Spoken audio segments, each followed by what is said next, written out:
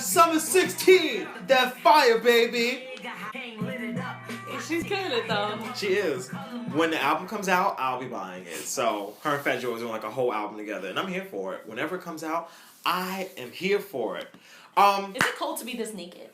A little bit. You're low-key trying it, but it is what it is.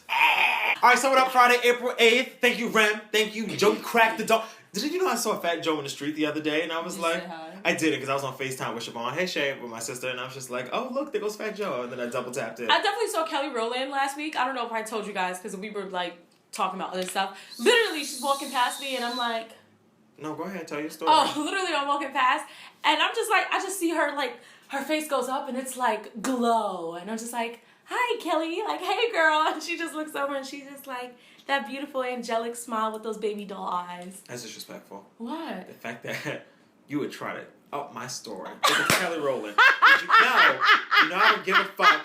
No shade to Fat Joe, but you know in this world of worlds that a Kelly Rowland is on a much larger scale than a Fat Joe. The fact that you really try to come in here and be like, oh look, my mommy bought me a new Timex watch. You're like, well bitch, I have a Rolex, so don't care about your little Timex from, Walmart. But thanks. You can tell the people how you watched her on TV at the Chasing Destiny. So today we are talking about Bomani Jones, the ESPN journalist, is our new favorite hero. Bomani. Wait till you hear why. Everyone else is talking about Tisha Campbell and Duane. I thought it was a divorce at first, but it's not. They just went bankrupt. And Janet Jackson says, I'm keeping y'all money hoes, so oh well. Oh, and you can't forget about Desiigner Panda. Like, pulling up the charts over every Future song, which is crazy to me. Right? Anyway, let's start. Still Diverted. Alright, so let's jump right into this. So, Bomani Jones is an ESPN journalist. He was on ESPN this past week, and he popped up on TV with this shirt right here. I love this too. I love it. So his shirt says Caucasian with a little white man on the front with a dollar sign coming out of his head. Donald Trump when he was like 15. Which is exactly. So this is supposed to be not a spinoff. What's the right word? A playoff, I guess, of the Indiana. I think of it as a comeback, but go ahead. Oh, a comeback, most indeed. Yeah. Of the Cleveland Indians, is that the team? We don't talk sports around here, but the Cleveland Indians. So, which is the baseball team, and the mascot for the team is an Indian with a feather in his hat. An Indian, right? With the feather in his hat, and for many years, there's been a lot of talks about, oh, this is offensive, this is not appropriate. They need to change the logo, they need to change the mascot, and Cleveland is just like. Even I heard like in their whole town, like that's where the people were buried, like under that stadium. Oh, really? And stuff like that. Yeah, I've heard that, but I don't know if it's true. So everybody except the Clevelands are like, we'll be all right. Right. So. Yeah, it's offensive, and it's all about like cultural appropriation and how you shouldn't take people's culture and try to make it your own, and then it ends up being offensive, and nobody does anything about it because the majority of the people who actually created it don't really care. Exactly. So this is the main logo right here, which is like I said, an Indian with a feather in his hat. Mm-hmm. And I'm just like. So the whole story is that ESPN was upset with Bomani, and they were like, "Oh, we need you to cover up your shirt, this ain't gonna go down here." And I think Bomani ended up putting on like a hoodie or zipping cardigan, it up halfway up, yeah. Right. But didn't he complied? I guess just to comply enough because that is still his employer, and he's still got to feed the little Joneses in the house. So. And the demographics for ESPN, we all know, are male, but it's usually white male. So. Yeah, but a lot of black men watch ESPN now. No, yeah, I totally male, definitely male, men of color. I'm sure 24/7 ESPN, but yeah. So they say ESPN freaked out. I have no problem with this because I mean, I really practically don't. Look like this man. Well, but I'm just I have no problem with this. I'm just because don't look at mine. Go ahead. Well, now everybody's going to look because you brought it up. The fact that, the people that are on this side of, the Cleveland team to be like, oh, I don't understand, why people think this is offensive and so on and so forth. And then, for him to come up with this shirt and then ESPN to be like, cover it up, that's not cool. So I'm just so you should also be against the actual team mascot logo. And it's just and you're not. So I'm just And you're not. But and we can't force you to be. But it's very typical. We don't want to be those people who ask like silly questions like, why is there racism? And why can't we all just get along? You know why, baby. You know why. Yeah. So, and I think it came down where Bomani. Ain't no Bomani. Fine. Say Bomani. So stupid. Go ahead. I just like that he knew what he was doing, and I guess he came into work like, you know, I'm still gonna keep the shirt on. Like, they're not gonna tell me to take my shirt off. Yeah, and right. if they really tell me to do that, I'm gonna flex on it. Because I'm working the closing shift, and they can't get nobody to come in this late. So right. I'm staying at work regardless, right. whether I'm late or not. But that's what's up. 2 points for you, Jones. Exactly, right. All right, so moving on. So Tisha Campbell and Duane Martin. So things are not looking good in the Martin household. Which is so funny that she married somebody named with the last name Martin. Right. Like, she still has to be attached to Martin for the rest of her life. So Tisha Campbell, Duane Martin. We all know Tisha Campbell from Martin, My Wife and Kids. You know, she's I was just watching her, by the way. Thinking, like, she probably made a lot of money from that, too. Like, right? How can she be... Yeah. No, and then, you know, Duane Martin, you know, big actor, I guess... most popular thing, maybe Above the Rim, or maybe All of Us. All of Us was a big show. I liked All of Us. I don't know if All of Us was bigger than. All of us. This is all of us. Anyways, so these two have reported that they are $15 million. Oh, it's reported that they are $15 million in debt, which I don't understand because Tisha Campbell is on TV all day, every day. Like right. Martin's always on at least 3 channels, and My Wife and Kids is always on too. All MTV2 knows is Martin and My Wife and Kids. Like I've watched a full Martin marathon that has rolled right into a My Wife and Kids marathon. Right. So. How is this woman $15 million in like, debt? You know, the 50s, like where you don't get paid for residuals. Right. Yeah. You know, like the cast of Good Times. Like y'all are getting y'all coins. Right. Like, that's not a question. What's the problem? So they're apparently $15 million in debt. All they have is I think $313,000 assets, and that includes their home, 3 cars, 5 motorcycles. Allegedly, they owe money to Sally Mae. I'm just like, how do you owe money to Sally Mae? Like, you're supposed to be, like, low-key rich. Like, who takes out student loans when you're Tisha Campbell and Duane Martin? But that's neither here or there. Debt. Yeah. Well, I just hope they, like you said, when you go bankrupt, it doesn't mean you're poor. It just means you're trying to get your financial situation back exactly. in order. So they really might not be poor, but it's just like, oh, we owe people this money, and we don't have the money to pay them, or don't want to pay them. So we will file as bankrupt. For the sake of our coins. I mean, Donald Trump has filed for bankruptcy. 50 Cent just filed a couple of months ago.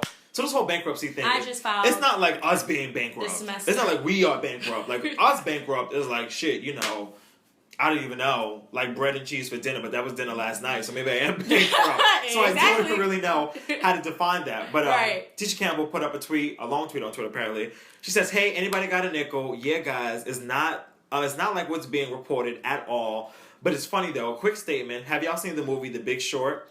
Yup, we did file, but it's because my hubby and I invested in real estate, got involved with some loans before the banks caused the market to crash. Obviously couldn't agree to a settlement with the bank, so we filed to reorganize, that's all. But I so appreciate the genuine concern for my family. I got the best supporters ever, thanks Twitter fam. So the key word in there is... and she just came out with 2 songs. To reorganize. Well, those songs ain't doing nothing on iTunes, so don't act like, you know, that's really... Well, I knew the song about domestic violence and abuse and sexual molestation, all that stuff. Like, that was actually got really big. Yeah. But did you buy it?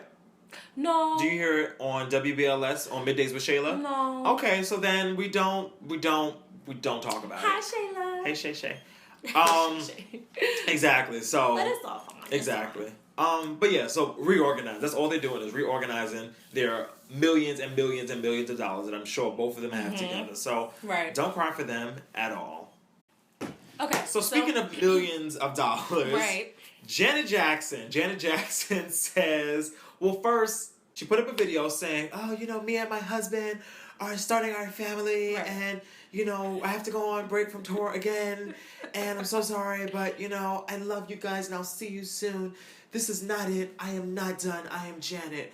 And I'm just like, okay, girl. So, the original leg of the tour, I think, started back in August. Mm-hmm. It was a little warm outside. Maybe like August, September, somewhere in there. I remember. My sister got really excited. Go ahead, baby. Your friend got really excited, too. Sure did. So, the original leg of the tour started back in August or whatever. The tour was supposed to go on a break. It's supposed to be a U.S. leg, I guess a around the world leg, and then another U.S. leg. So, there's 3 legs on this tour. And, in between, the abroad part and the next U.S. part, there was a break. I think like Christmas and Thanksgiving and all other stuff. And when she was supposed to go on the third part of the tour, she was saying, "Oh, I'm sick, my throat. Oh yeah, I can't come into work today." So people were like, "Oh, poor Janet. Hope she gets better."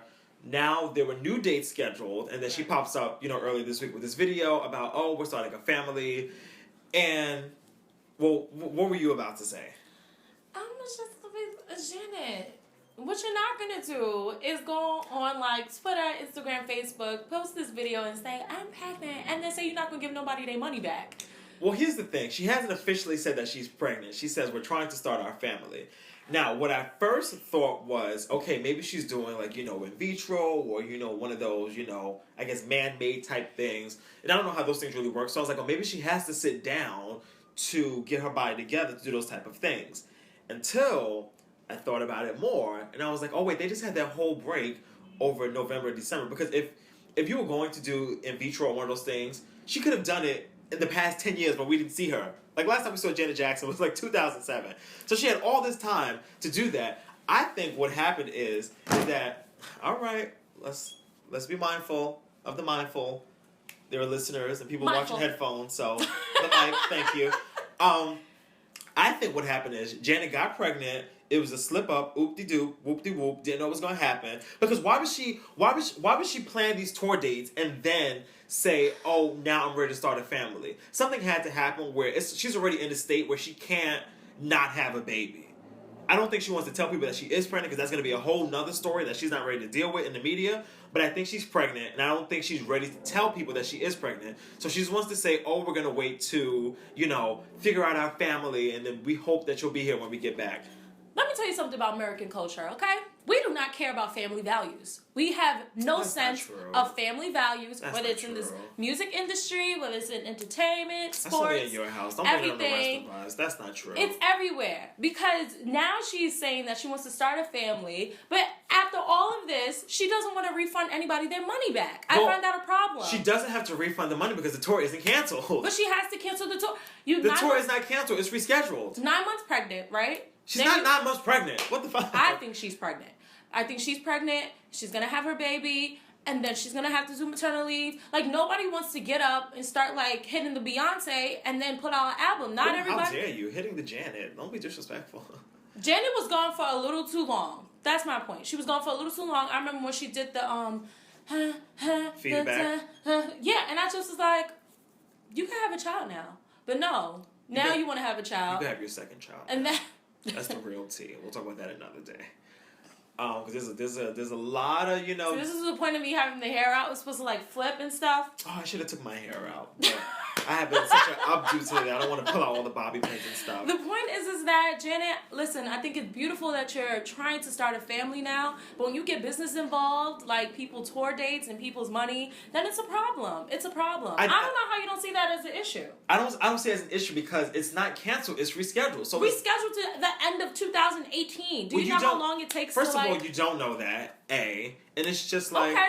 I hope he's still doing the show in 2018. I hope. I don't hope because I have many things I like to do. No, I don't see it like that. And it's almost like... It's on the record. That's like me saying, I owe you money. Like, I owe you money. And it's just like, you're going to get your money or I'm going to give you your product. So it's not like she's like, I'm not doing a tour. Okay. I'm just sitting home, with my billionaire husband or whatever. Yeah. Like, I'm just like... Well, you seem very understanding. And Ticketmaster said... once we get a word from Janet, you'll get your money. Right, it's until not postponed. Then, yeah. It's postponed. Until it's officially canceled, right.